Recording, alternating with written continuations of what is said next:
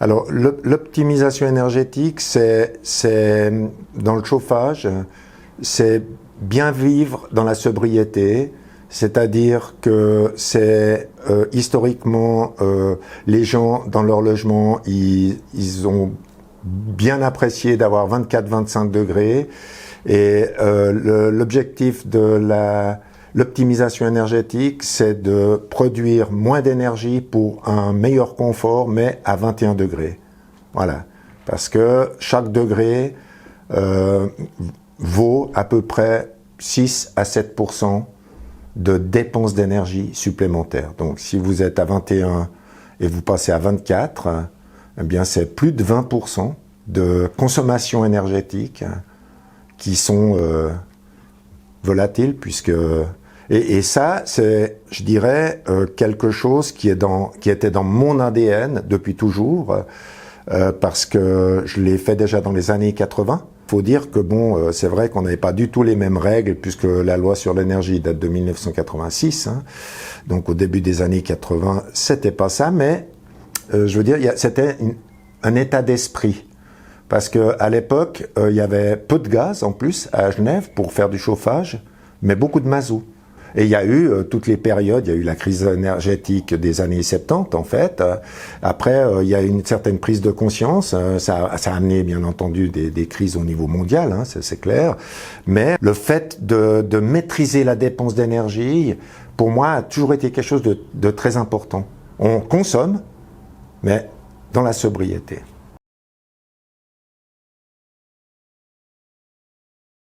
C'est déjà d'anticiper les réglementations, parce qu'il faut savoir que les réglementations sur l'énergie qui sont aujourd'hui en vigueur à Genève, qui sont, je dirais, très importantes, ça fait 5 ans que c'est dans le pipeline, en fait, que c'est discuté entre l'Office cantonal de l'énergie, qui représente l'État, et Service industriel, qui est le bras industriel de l'Office cantonal de l'énergie, les associations, et puis il a fallu vraiment 4 ans pleins pour aboutir à une réglementation sur l'énergie. Dans cette réglementation sur l'énergie, les propriétaires vont avoir des obligations.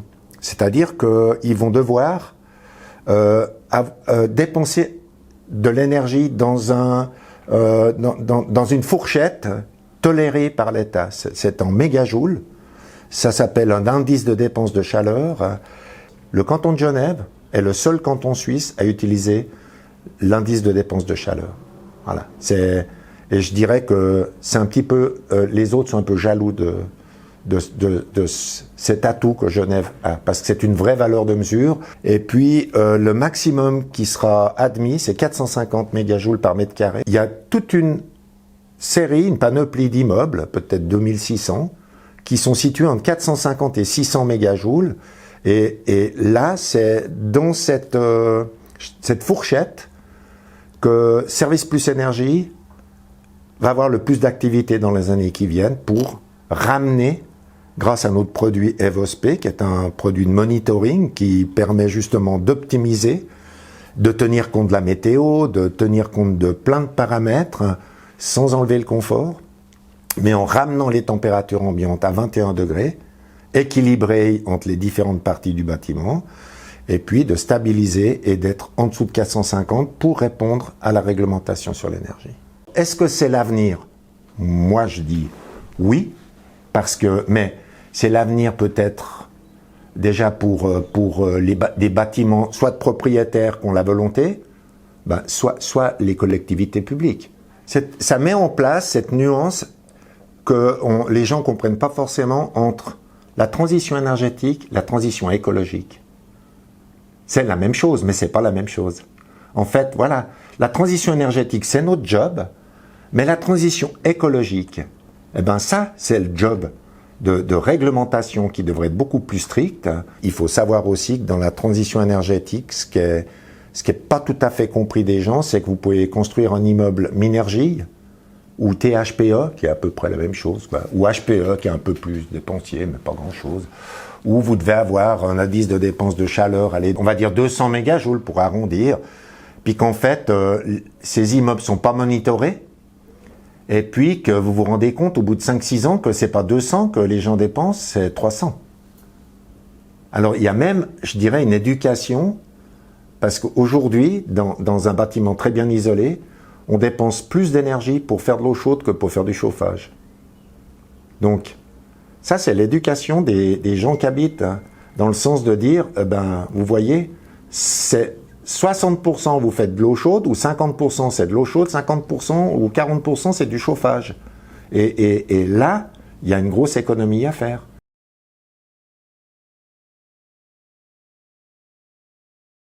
Le plus grand défi, c'est de prendre le risque.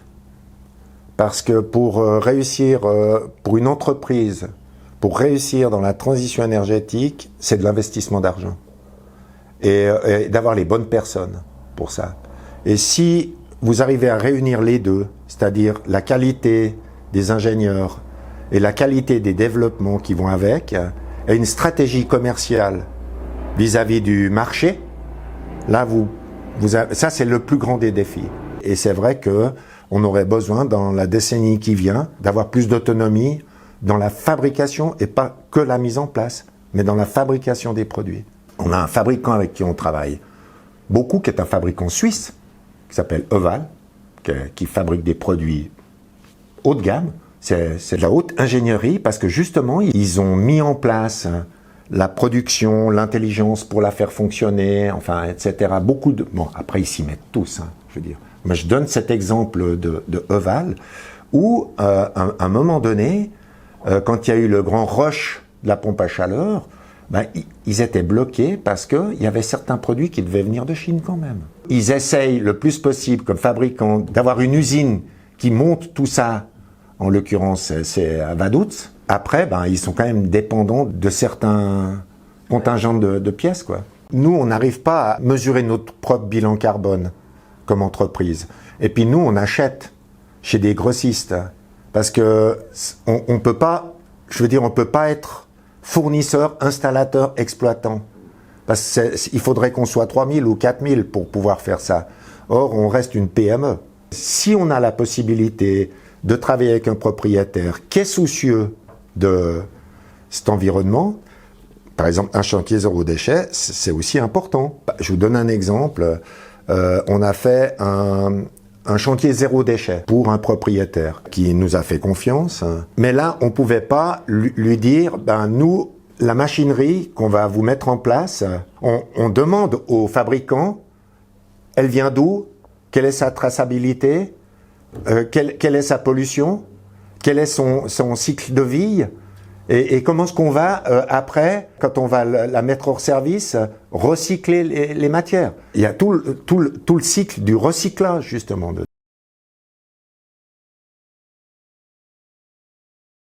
Les prochaines étapes, c'est la formation des personnels. C'est les nouveaux métiers. Parce que là, on rentre dans une nouvelle dynamique où les métiers changent complètement. Ça veut dire que, par exemple, un monteur en chauffage qui passe comme technicien de service parce qu'il a des bonnes connaissances hydrauliques puis qu'il a envie d'évoluer, il doit impérativement avoir un nouveau métier. Ça devient un gestionnaire d'énergie sur site, en définitive, avec tout ce que ça implique. Même les apprentis, auparavant c'était 3 ans, aujourd'hui c'est 4 ans. Parce qu'on forme nos apprentis pendant une année sur les nouvelles spécificités de la transition énergétique, c'est-à-dire tout ce qui concerne l'énergie renouvelable. Pour l'instant, pour l'entrée 2024-2025, il n'y a qu'un apprenti à Genève, il est chez nous, qui est inscrit. Alors que nous, on en a eu toujours 4 ou 5. Aujourd'hui, il y a beaucoup de travail qui doit être fait en amont, dans les écoles.